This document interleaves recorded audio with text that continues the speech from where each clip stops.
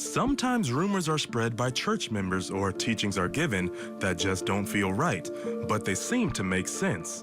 How can we determine if such things are true? Thankfully, there are ways we can recognize false doctrine. They include, what do the standard works have to say about it? What do the latter-day presidents of the church say on the subject, particularly the living prophet? And the Holy Ghost, the test of the Spirit. By the Spirit, we may know the truth of all things. President Joseph F. Smith explained where most of the false doctrine within the church originates. First, the hopelessly ignorant. Second, the proud and self-vaunting ones who read by the lamp of their own conceit, who interpret by rules of their own contriving, who have become a law unto themselves, and so pose as the sole judges of their own doings.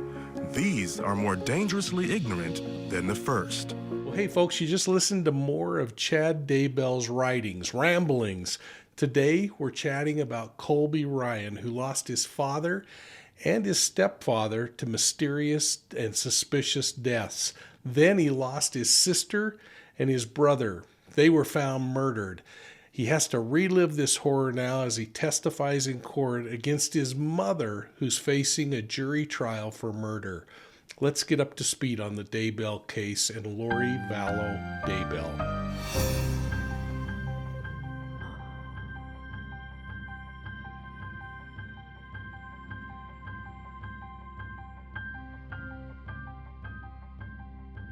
Well, welcome to Profiling Evil, and make sure you're hitting that like and subscribe button and ringing the bell. I hope you liked my thumbnail for this particular video, springboarding off of the courtroom artist they've hired and they're using there in Idaho. I'm not sure why we continue to use these drawings in cases like this, especially when we've got great video from Chad Daybell's preliminary hearing, but when in Rome, right? Hey, I joined Vinnie Politan of Court TV to talk about Lori Daybell's case and to explore some of the crazy cult behavior surrounding the group that she and Chad Daybell are alleged to have created and worked within. Hey, I hope you'll go back and watch some of my previous videos on the trial. And now I want to just explore a little more deeply some of the behaviors being exhibited in this cult and why they may have thought that they were different in some remarks, but in most cases, these cults are very much the same. We're going to be talking about some of those similarities of how destructive cults ruin lives. You know, I've really enjoyed working with Court TV, especially each night with the special guests that they allow me to join. I want to shout out Vinnie Politan, who's always been kind enough to put on my book, Deceived, an investigative memoir of the Zion Society cult. I hope you'll buy it. If you haven't, please make sure you do. You can find it at profilingevil.com, or you can go over to Amazon and pick it up. Well, last night we jumped into another discussion about zombies, castings, and light ratings. Our discussion soon evolved, though, into the elite feeling these cult leaders seem to have. And we were watching this testimony by Colby Ryan as he challenged his mother on her involvement in the death of Tylee and JJ. That elite, quote, I'm more entitled and more righteous, close quote, tone came out again and again in Lori's responses to her son on that phone call from the jail. In fact, her comments seemed demeaning to me, and they downplayed the horror that this young man is living with. Let's listen. Joining us from Salt Lake City, Utah, religious cult expert, retired police commander, host of the Profiling Evil podcast, and author of Deceived, Mike King. And in Los Angeles, senior reporter for DailyMail.com, all over this story from the beginning, Caitlin Becker. Great to see everyone tonight. Mike, I wanted to ask you about this cross-examination from a son to his mother, and they're talking about religion, they're talking about love, they're talking about family. And she doesn't seem impacted at all by this. She seems like she's laughing in some wicked way. Yeah, it's almost like there's this level that she thinks she's obtained of greatness, insight, special knowledge, and almost like when we were children and somebody would just rub our head, she's in this very disgusting way downplaying what is really concerning to this young man. And I'll tell you, you cannot listen to that and not be compelled by what he was saying and the emotion that he was expressing. And then, of course, she's just immediately discounting it. And she's giving us these little inklings, Vinny, that we'll be together forever, that Tylee and JJ understand. She's trying to suggest, hey, this was all part of some bigger miraculous plan that she took part in because she herself has this a special guidance and light from above. It's just absolutely mind-bending and frustrating. And from a criminal investigative perspective, it is angering. And then you look at the reality. Children dead, Lori in Hawaii, bag of money, new husband, new life. Unreal. Well, our discussion then moved toward the death and the timing of Alex Cox's death. We dug a little deeper into the timeline surrounding Tammy Daybell's exhumation. Remember when they pulled her from the ground to re-examine her? And then the bizarre distancing that Alex Cox was alleging to his wife Zulema, where he says that Lori and Chad were cutting him off from communication. He then dropped this bombshell about Lori and Chad potentially setting him up to be their fall guy. I mean, who says stuff like that, and what would motivate a remark like that? Now, as we play this video clip, I want you to listen closely as I talk to Vinny about the possibility that Zulema and Alex may have been married under an arrangement. They may have been directed to do this by the cult leadership, which would be Chad and Lori, and that Zulema may have only been trying to be obedient to Chad and Lori's commands. I've seen it before in cults, and I'm wondering if it's not the case in this particular instance. And I hope you'll take a moment and put your comments down below about how you feel about my thoughts on this one. Let's listen. All right, Mike King, I saved something for you here. This is Zulema Pastena's testimony. When Alex was laying dead on the floor, we took him to the hospital emergency room, and they worked on him for an hour. For an hour. He was connected to machines. They were doing CPR on him. Then I had to give them the okay to have the machines turned off. Pulled the plug on him after an hour. What do you find suspicious? Do you find that suspicious? Do you find the timing of the death suspicious? Do you find the alleged trip to Mexico to pick up some drugs suspicious? What are you seeing in here? There were some interesting things going on in his past anyway, where he was making trips to Mexico on a fairly regular basis. So that I kind of look at as, okay, it's kind of interesting, but how important really is it? The thing that I find interesting is the timing of events. Number one, that they exhumed Tammy Daybell's body, and that's a day before. That's going to certainly, if he has something to do with this thing, it's going to certainly increase his blood pressure. And if he's suffering from some problems already, man, his blood pressure is starting to go up. But then we get these behavioral things, this nonverbal behavior going on of the physical and physiological things happening.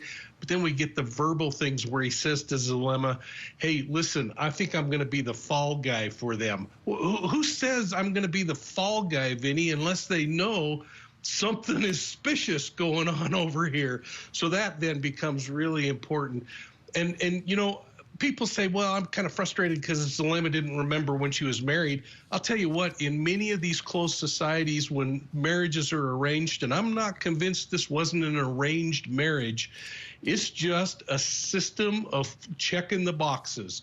And she very well may not have had that day that she dreamed about for a wedding in December.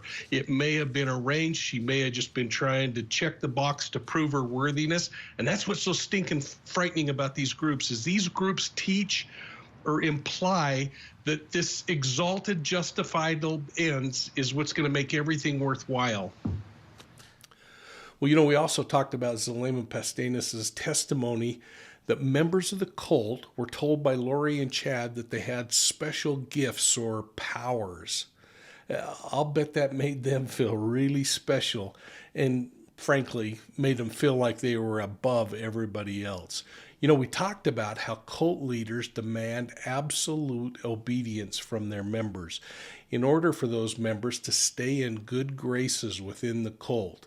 Now, this helps explain how seemingly intelligent people can slowly be indoctrinated and, frankly, committed to the cult, and people who would otherwise never consider doing something criminal might then justify it. Let's watch.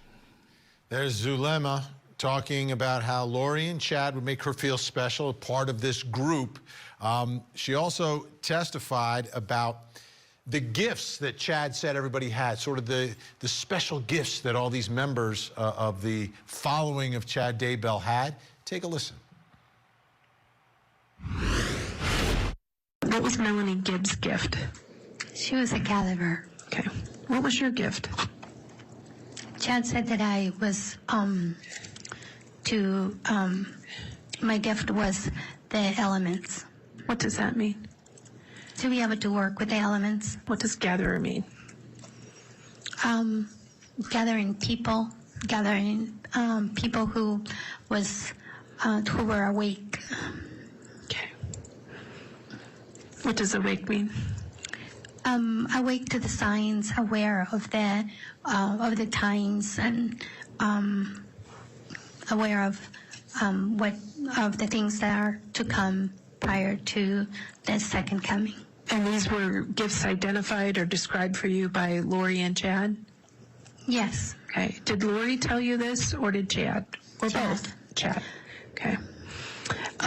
What was Serena? What was her gift? Chad said that she was a very powerful goddess. Okay. What about Melanie Boudreau? I think you call her Melly, but Melanie Boudreau. What was her gift? I don't remember. Well, hey, folks, it's Mike from Profiling Evil, and I want to share my thoughts about our affiliate, Truthfinder. I use Truthfinder every single day to research the people and the cases that we're talking about here. But you can use it to reconnect with a loved one, find an old friend, or look up your former schoolmates. Now, they make searching really easy, and all you got to do is enter a name, an address, a phone number, or an email. Then you're provided with this really cool list that you can start to explore. Use Truthfinder to figure out who that new neighbor really is, or keep your family safe by checking out the parents in your kids' carpool. Now, many of you use the internet to search out new friends, but you can use Truthfinder to sniff out scammers and online predators, especially before you meet them in person. And folks, we get a small commission when you sign up. It's about enough to buy a small soda, but you gain the ability to satisfy your curiosity, protect your family, and find the truth out about people in your life. Please take advantage of the special Profiling Evil discount code. It's on the screen, and it's also in the description down below. And remember, you can cancel this thing at any time. Now, let's get back to today's crime case. Well, we're going to end where we started, back with Chad Daybell's writings and the cult's belief that their members had special powers or gifts that set them apart from the rest of the world. You know, people like you and me. Let's listen as Caitlin Becker from the Daily Mail and I chat with Vinny about this one.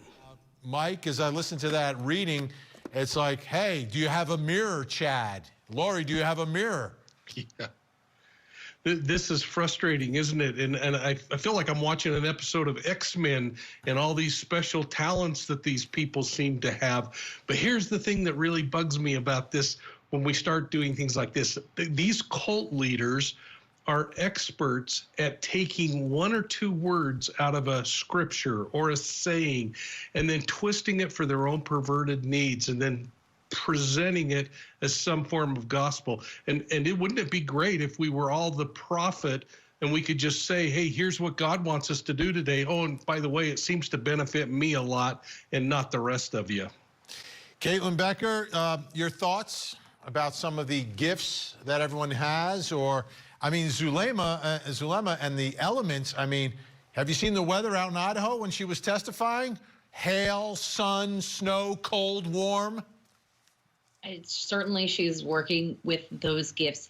These are just sort of wild, arbitrary things that make people feel special or make people feel chosen. And it's sad that it took something so simple to sort of indoctrinate these people. And then you look at what a hypocrite Chad Daybell is with these cockamamie writings that he comes up with. I don't know what point 4 was in his list, but if it wasn't, and they're named Chad Daybell and they look like me, I mean, talk about false prophet.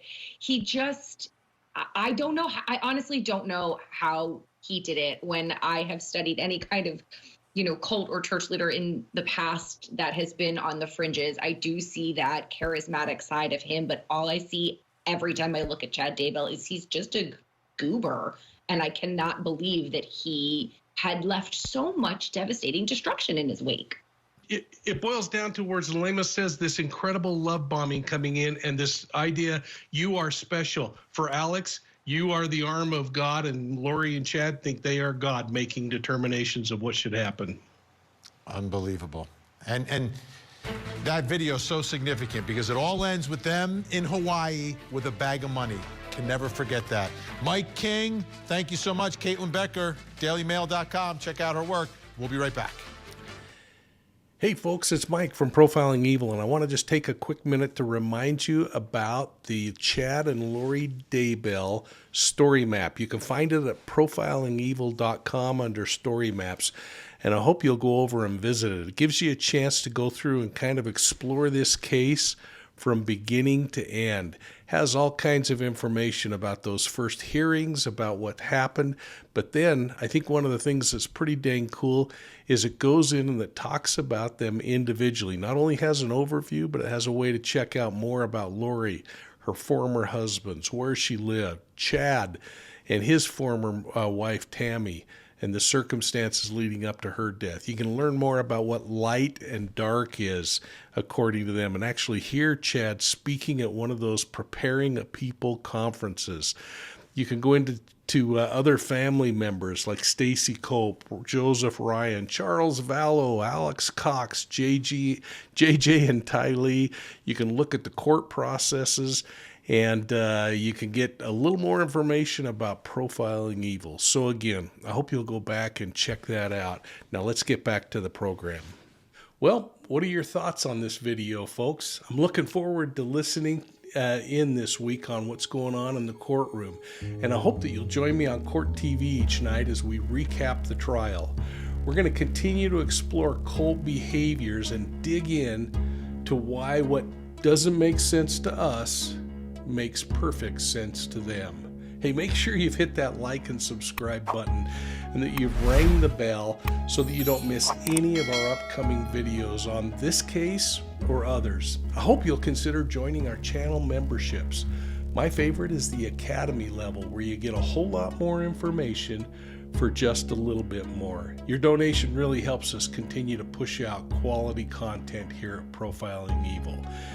And I hope you'll check us out on Facebook, Instagram, Twitter, and of course here on YouTube. And remember, you can find Profiling Evil on your favorite podcast platform. So thanks again for supporting us, and we'll see you soon at the next crime scene.